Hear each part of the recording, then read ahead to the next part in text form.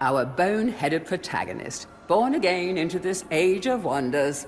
In life, he was just the worst. A coward, a cheat, a philatelist, or was it a philanderer? I don't recall. But either way, he seems to have woken up different.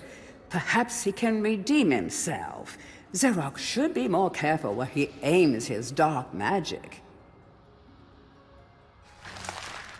Morton was so happy when Dan died.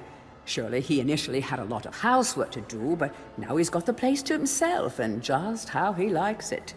Of course, Dan coming back to life was a bit of a shock, but Morton will do anything he can to keep his home buddy safe and get him back to the earthy darkness as quickly as possible.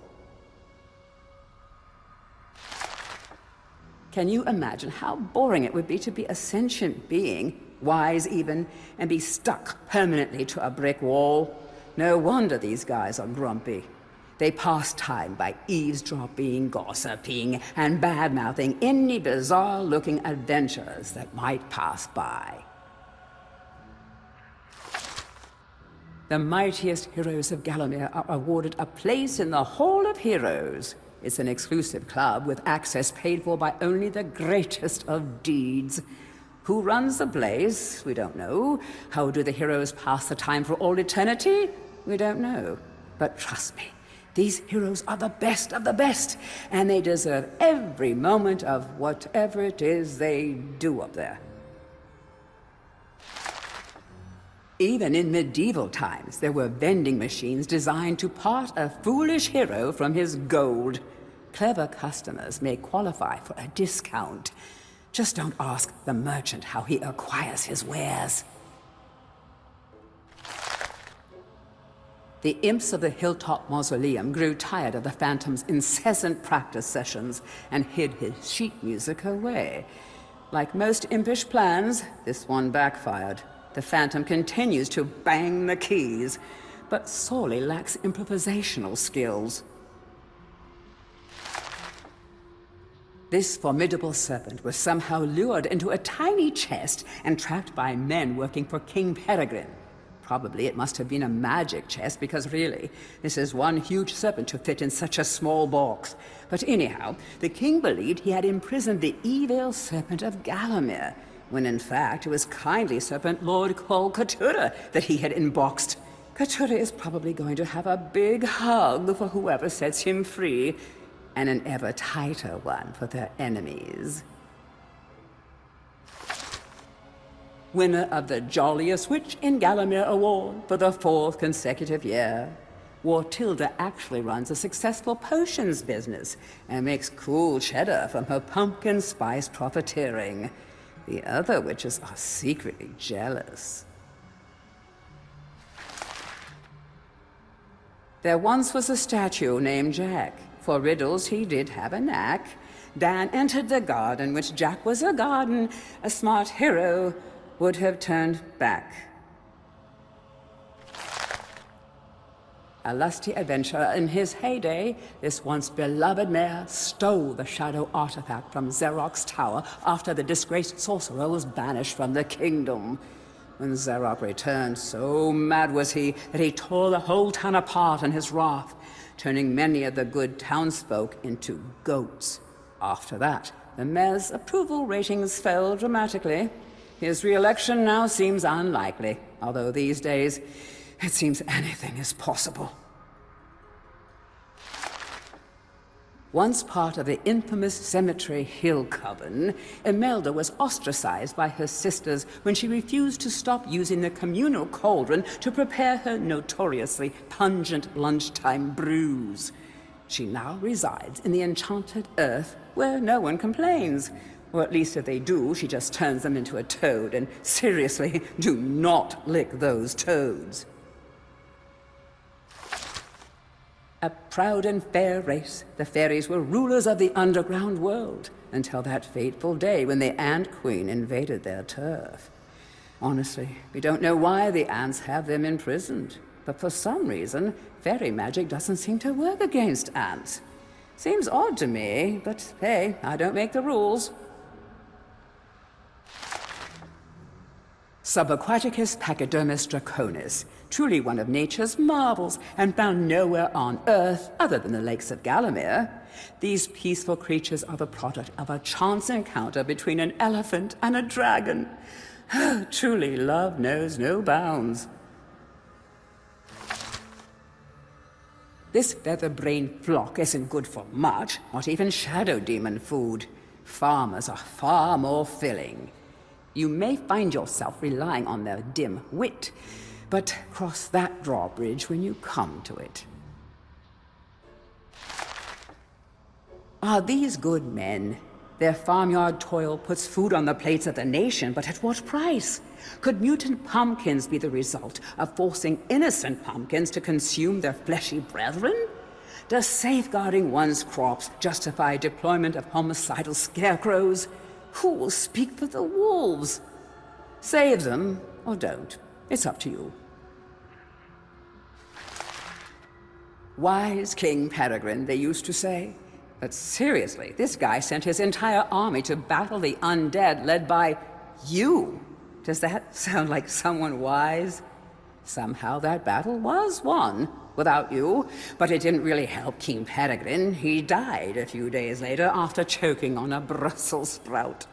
They say his ghost lingers still in the haunted ruins, that he paces the halls late at night, coughing up sprout chunks. I think this story proves beyond a doubt that no one should ever eat Brussels sprouts.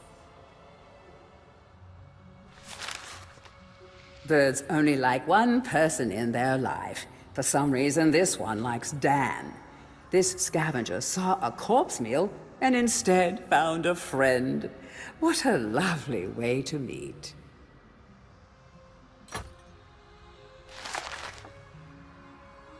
These guys were fashionably undead before it was fashionable to be undead.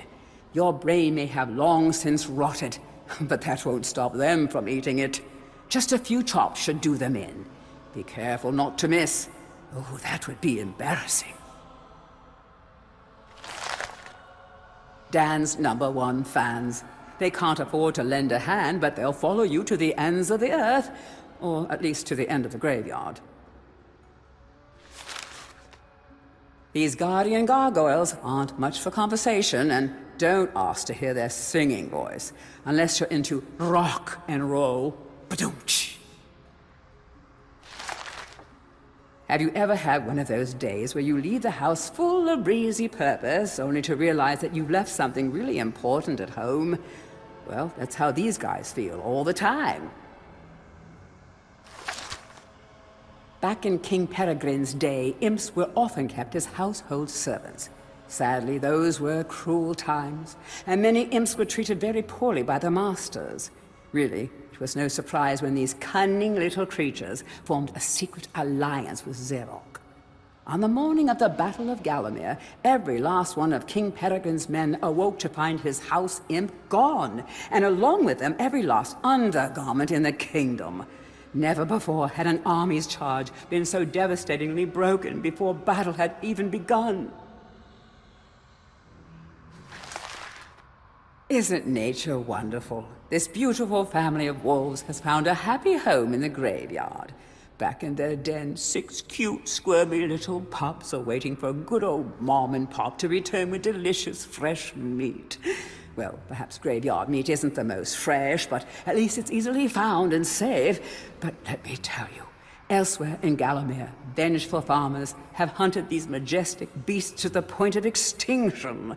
Oh, thank goodness this last happy little family is here, amid the peace and tranquility of the graveyard, where absolutely no harm can befall them.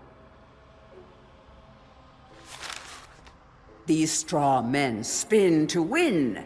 They have teamed up with the crows to protect their cornfield home from strangers, whom they greet with sharp, spinning affection. Nothing comes easy for these poor farmers. As Gallomere's population declines, so does the demand for their crops. It's no wonder they hide in haystacks. Show them some sympathy and let them stab you a couple of times, eh?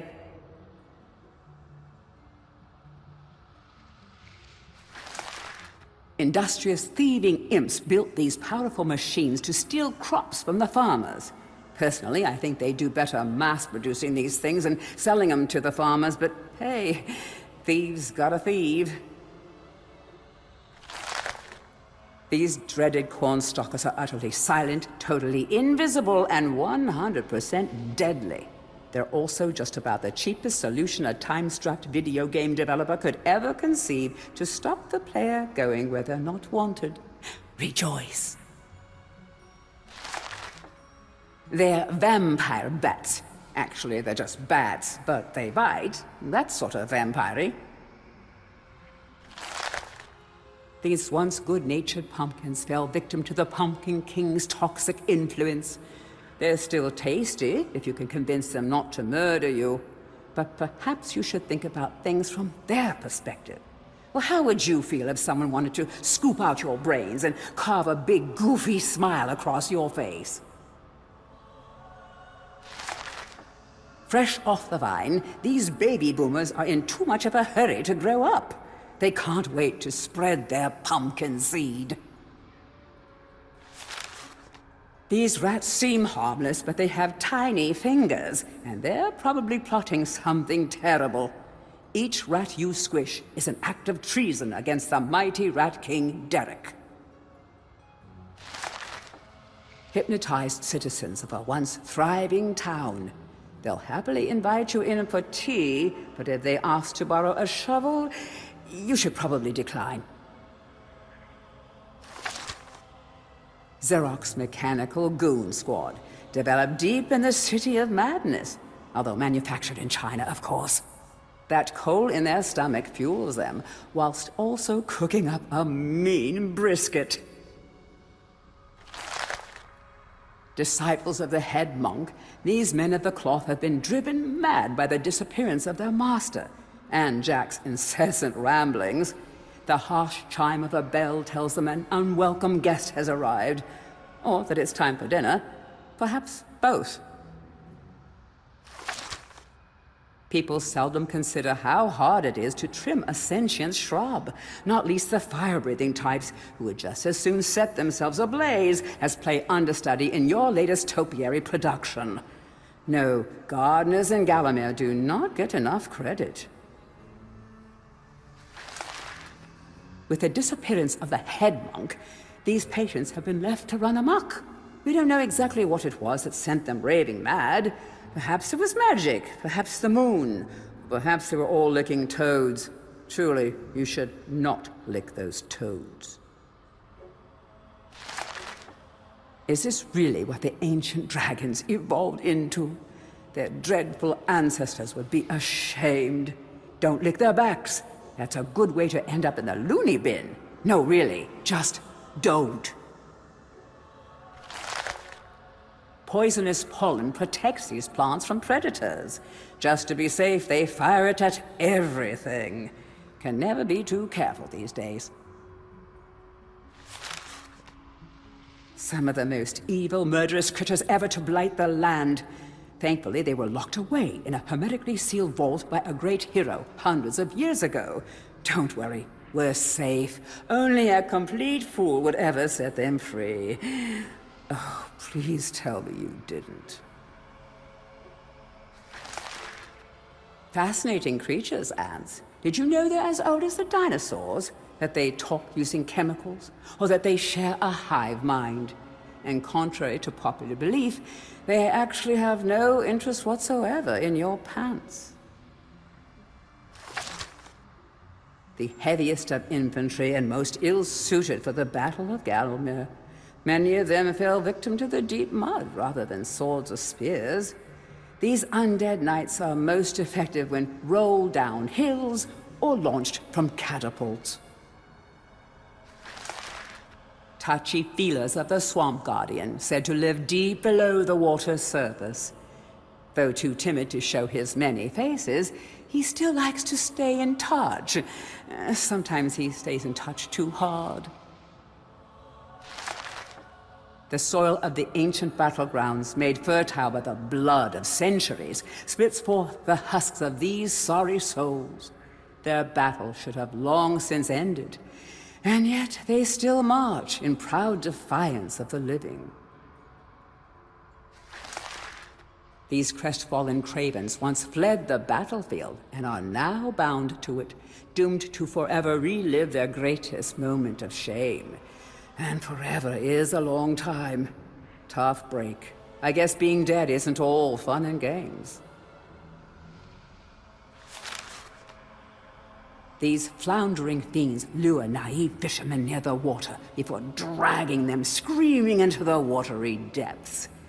There's no such thing as an easy meal in Gallowmere. Not for humans, at least. Hired muscle. The Guardians of Gallowmere should really shell out more clams for their services. Nevertheless, these barnacles still stick around. These aquatic abnormalities found a home in the sunken town of Mellowmead. Here they spend their days performing ritualistic sacrifices to malevolent elder deity. Perhaps best not to get involved, I'd say. An ill-fated mining expedition by citizens of Mellowmead caused a tragic and brutal retaliation by the Rhinotors. They have since gone into hibernation. Nothing irks them more than being woken up early, and to them, anything before 2 p.m. is early. Have no pity for these fools. They were once Gallowmere's most heinous criminals, as fearsome in life as they are now in death. What a world we live in, where the guilty execute the innocent. These slow-moving busybodies are like so wrapped up in themselves. Once Gallowmere's elite, they now walk alongside the common corpses. Death brings everyone together. This mean-spirited snake was always viewed as the lesser serpent's sibling. It was always Kolkatura this and Kolkatura that. Well, if no one wants to worship him, let there be no worshippers at all. These brain-dead bodyguards still defend King Peregrine. Don't tell them of his passing. They would be devastated. Trained in small arms, these knights must throw their weapons due to their small arms. Stone golems were once the hottest ticket in castle security, and King Peregrine was one of the first to purchase a pair for his personal protection. Of course, they say you should always skip the first generation of new tech, and when golems started to stomp all and sundry, the manufacturers were forced to issue a full product recall. Sadly, King Peregrine missed the recall note on account of being dead, and his golems are still guarding, still stomping.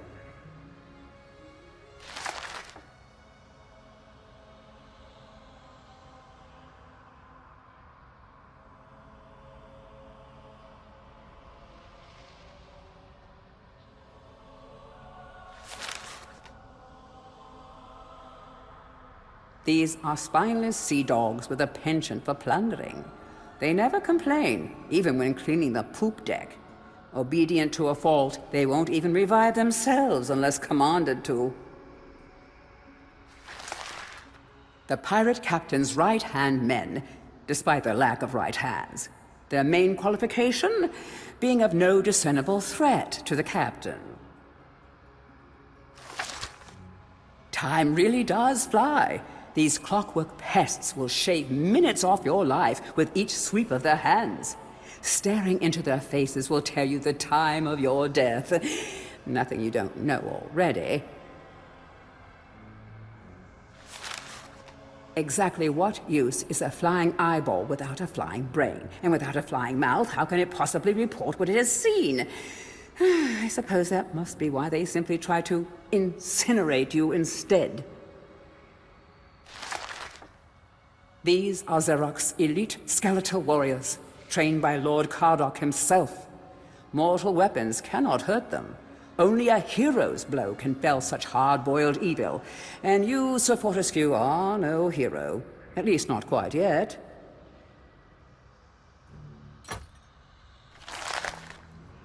It is said that Zarok's preoccupation with necromancy stems from an obsession to resurrect his childhood puppy. Let's just reflect for a moment. Isn't that just tragic? All this poor troubled soul has ever wanted is to command the forces of darkness, enslave mankind, and play ball one last time with dear old Mr. Snuffy. I always thought it was a bad idea when they put a demon on their stained glass window. Isn't that a little odd for a holy place? I said.